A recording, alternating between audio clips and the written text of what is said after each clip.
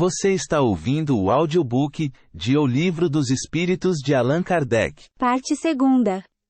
Do Mundo Espírita, ou Mundo dos Espíritos. Capítulo 3. Da volta do Espírito. Extinta a vida corpórea. A vida espiritual. A alma após a morte. Sua individualidade. Vida eterna. 149. Que sucede à alma no instante da morte?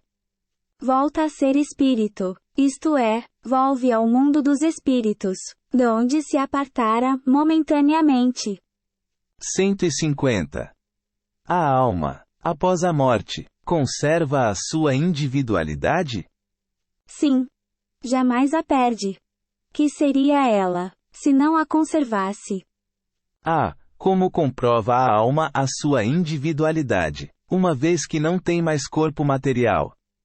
Continua a ter um fluido que lhe é próprio, haurido na atmosfera do seu planeta, e que guarda a aparência de sua última encarnação. Seu perispírito. A alma nada leva consigo deste mundo?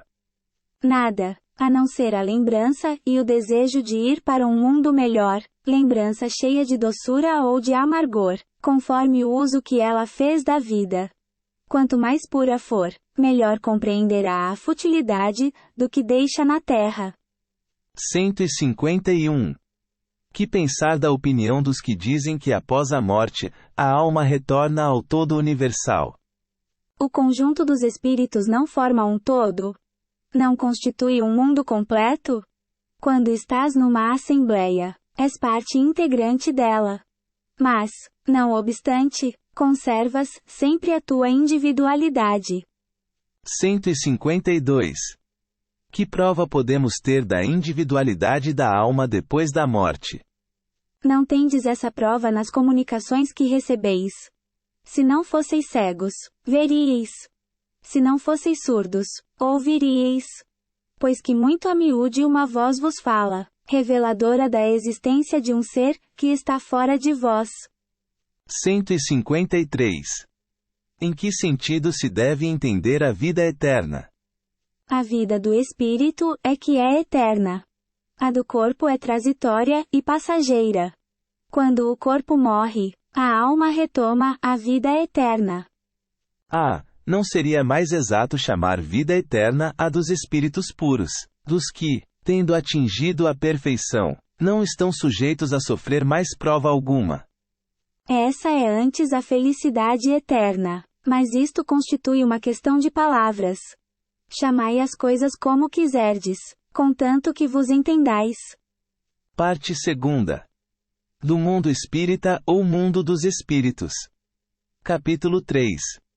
Da volta do espírito. Extinta a vida corpórea. A vida espiritual. Separação da alma e do corpo. 154. É dolorosa a separação da alma e do corpo. Não. O corpo quase sempre sofre mais durante a vida do que no momento da morte. A alma nenhuma parte toma nisso.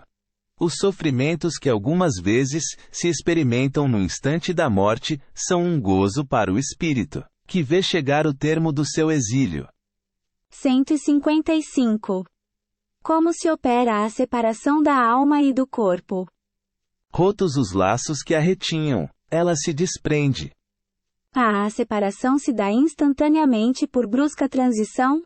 Haverá alguma linha de demarcação nitidamente traçada entre a vida e a morte? Não. A alma se desprende gradualmente, não se escapa como um pássaro cativo, a que se restitua subitamente a liberdade. Aqueles dois estados se tocam e confundem, de sorte que o espírito se solta pouco a pouco dos laços que o prendiam. Estes laços se desatam, não se quebram. 156. A separação definitiva da alma e do corpo pode ocorrer antes da cessação completa da vida orgânica. Na agonia, a alma, algumas vezes, já tem deixado o corpo. Nada mais há que a vida orgânica. O homem já não tem consciência de si mesmo.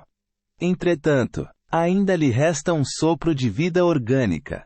O corpo é a máquina que o coração põe em movimento. Existe, enquanto o coração faz circular nas veias o sangue, para o que não necessita da alma. 157. No momento da morte, a alma sente, alguma vez, qualquer aspiração ou êxtase que lhe faça entrever o mundo onde vai de novo entrar? Muitas vezes a alma sente que se desfazem os laços que a prendem ao corpo. Emprega então todos os esforços para desfazê-los inteiramente. Já em parte desprendida da matéria, vê o futuro desdobrar-se diante de si e goza, por antecipação, do estado de espírito. 158. O exemplo da lagarta que, primeiro, anda de rastos pela terra, depois se encerra na sua crisálida, em estado de morte aparente, para enfim, renascer com uma existência brilhante, pode dar-nos ideia da vida terrestre, do túmulo e, finalmente, da nossa nova existência? Uma ideia acanhada. A imagem é boa. Todavia, cumpre não seja tomada ao pé da letra, como frequentemente vos sucede. 159. Que sensação experimenta a alma no momento em que reconhece estar no mundo dos espíritos? Depende. Se praticaste o mal, impelido pelo desejo de o praticar, no primeiro momento, te sentirás envergonhado de o haveres praticado. Com a alma do justo, as coisas se passam de modo bem diferente. Ela se sente como que aliviada de grande peso, pois que não teme nenhum olhar perscrutador. 160.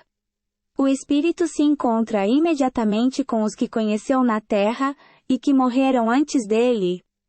Sim, conforme a afeição que lhes votava, e a que eles lhe consagravam. Muitas vezes aqueles seus conhecidos, o vêm receber à entrada do mundo dos espíritos, e o ajudam a desligar-se das faixas da matéria. Encontra-se também com muitos dos que conheceu e perdeu de vista, durante a sua vida terrena. Vê os que estão na erraticidade, como vê os encarnados e os vai visitar. 161.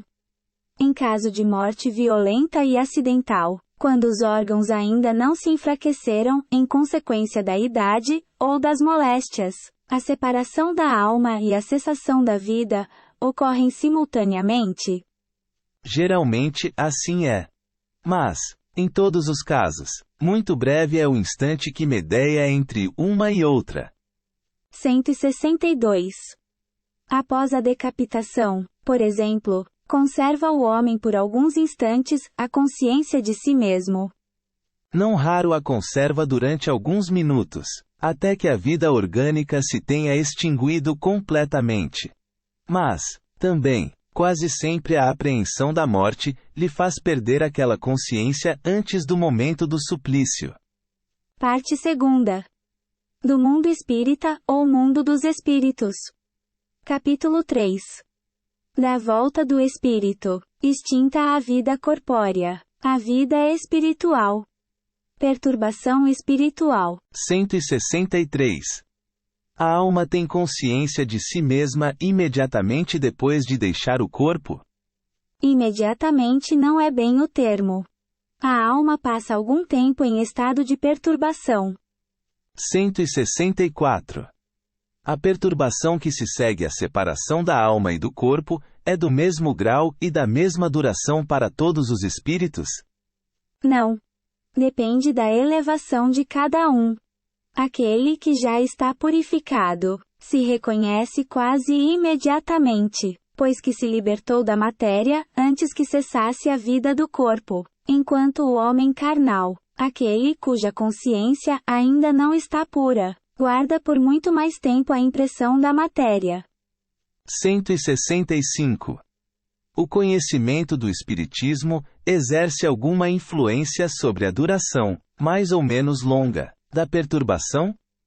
Influência muito grande, por isso, que o espírito já antecipadamente compreendia a sua situação.